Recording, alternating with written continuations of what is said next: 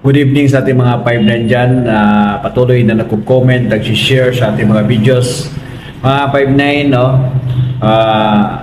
Advice ko lang sa lahat ng mga applicant na magpa-line up sa Parañaque, no?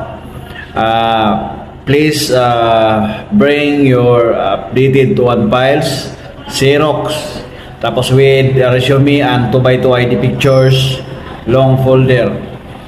Dito sa ating opisina mga idol, no, sa second floor ng Trace Building, Concepcion 2, Marikina City. Okay? Para marami pa kasing kailangan natin ng gwardiya dyan sa Parañaque. Okay? Para sabay-sabay na tayo para sa final briefing. Okay mga idol, magpa-line up sa Parañaque City. Magdala na kayo ng updated 2-1 files nyo dito sa opisina. Okay?